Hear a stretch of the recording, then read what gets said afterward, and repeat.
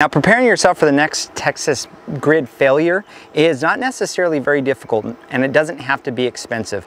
My system here has taken over a year for me to build, but you can always start small and then scale up. So you can see that I have two 15K Solarc inverters here. Taking a look at how I have my system configured, you can see that I have my load side here, which is where my solar PV is coming in. I also have a connection here for a generator, which I can hook up a portable standby generator or a whole home standby generator in the event that there's too much clouds in a particular day and I'm not getting the type of solar generation that I need in order to charge my batteries. Then I could offset and augment some of that by just using the generator, which is a really great resource because a generator, you have to refuel it, and so you don't want to rely solely on a generator because then you could run out of fuel. But if you're only using a generator for a short amount of time, which is mainly just to charge up your battery, then it's not a bad thing. You can see right here that these are my battery lugs. Now those two Solarcs are paralleled. You can see here that one of my 200 amp panels is just feeding some of the lighter loads like my outlets and my lights inside the house. Not super heavy loads. This particular panel is basically filled up. There's only 2 slots that I have left, but that takes care of the large portion of all the little outlets that I have. And then you have your major loads panel here, which you can see I still have tons of space left in this, but this is going to be things like my oven, my furnace, my dryer, my dishwasher, the pool pump, things like that. And so when you parallel the two inverters together, that allows you to power one or more panels, and then tithing that in with an automatic transfer switch, that really gives me a nice redundant system so that if the power goes out or when the power goes out, I could still run my home. I wanted to point out one thing. I did recently temporarily install this Power Perfect box. It's a really cool product by Static. What this is this offers surge protection and EMF protection, which we'll talk about in another video, which also helps save me some consumption, makes my home more efficient, as well as protect my equipment from a power surge. It's a really incredible add-on. It's not very expensive at all. I have it kind of wired in here wonky because I'm just testing it out, but I hope to bring a full product review to my channel in just a few weeks so that we could actually take a look and see what it looks like. Okay, along with my solar, I have installed just under 40 kilowatt hours of the Home Grid home stack system. These are 8 individual modules. They each come with their own battery management system, or BMS. Each one of these is just under 5 kilowatts, and then when you add them all together, you get just under 40 kilowatt hours of whole home backup power. Now, you don't get necessarily the entire 100% access to the battery because you want to have a little bit of that battery left. You don't want to never discharge your batteries below 20% because you don't want to damage that battery. You don't want to void the warranty, and you also want to have a little bit of battery left in case of an emergency. So I use this battery for my time of use energy management. During the evening, I drain my battery only to about 30%, which gives me about 10% of emergency power if the power goes out, as well as it doesn't get anywhere near that 20% because I want to make sure that I have the longest extension of this battery's life as possible. This battery should last me about 15 years, but they warranty it for about 10 years. But it really is a whole home battery. I could push out about 300 amps right now out of this thing, which is more than enough to power my air conditioner. I have 2 air conditioner units, as well as my dishwasher, my clothes dryer, and just about everything else. As you can see, I have this in my garage. Because of code, we have to put it into a non-living space. So I have this going up through the attic, and then it crosses over through the attic, punches outside the other side of the wall, and then ties in directly to our inverters.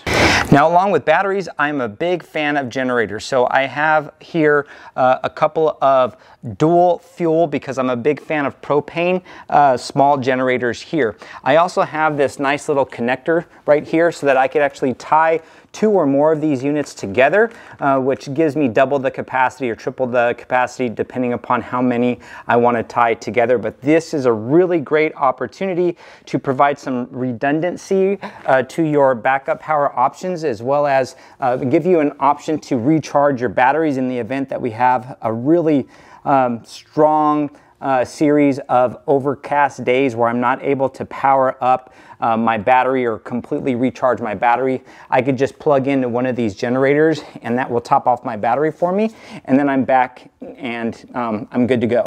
Now, part of prepping here in Texas is preparing for those very, very cold winters. Now, as I said before, the grid could fail during the winter. It did in 2021 with Winter Storm Uri. So what I have here are multiple space heating units that are completely electric.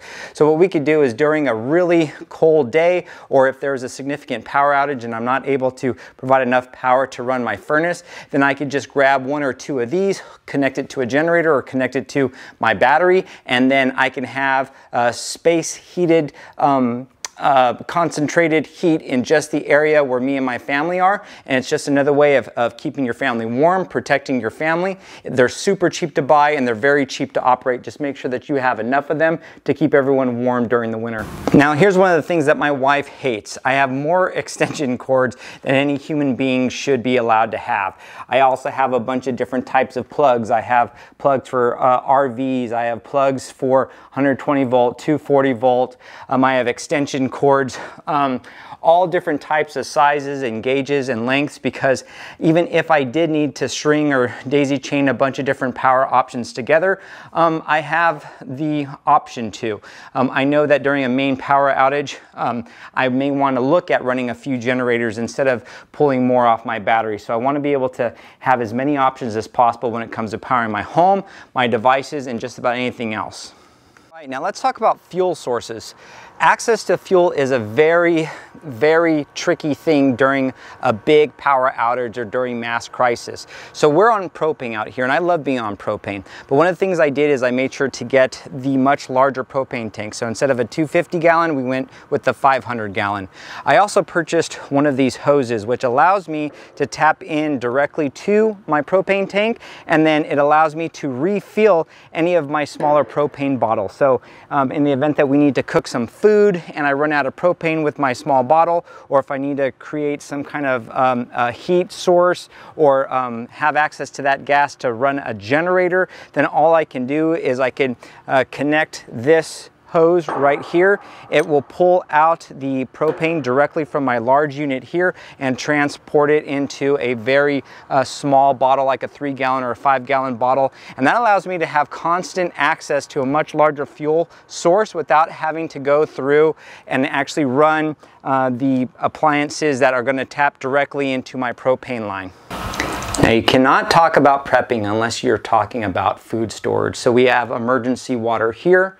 We also have in our pantry and all over the house all of these cans of different types of staple foods that we use in the event of an emergency. I recommend having these indoors because they are temperature sensitive, and so if you want them to last longer, make sure that you're putting them in a temperature controlled unit, and be buying these things slowly over time. You don't need to buy everything all at once. You could slowly collect things over the months, over the years, and then before you know it, you have a really great cache of extra food, staples, water, etc., to really help you make sure that your family is prepared for the next big Texas grid outage. Now, the most critical element during an outage or for survival at all is water. Now, we have a pool. We were fortunate enough to be able to put in an in-ground pool, but if you want a water source that's reliable, consider putting in an above ground pool. We're thinking about putting in some water harvesting so that we can actually have the rain that comes off the roof be able to funnel water down into some bins and some containers so that we could actually harvest the rainwater, since we get a lot of rain in this state. If you don't have a pool but you have some kind of body of water nearby, what you could always do is get one of those life-saving water purifiers. There's some really nice cheap water purification systems that are available, and you can just make sure that you're utilizing those for any natural water springs or creeks or ponds that you have in the area, to make sure that you're drinking safe water. And of course, you could always boil the water too.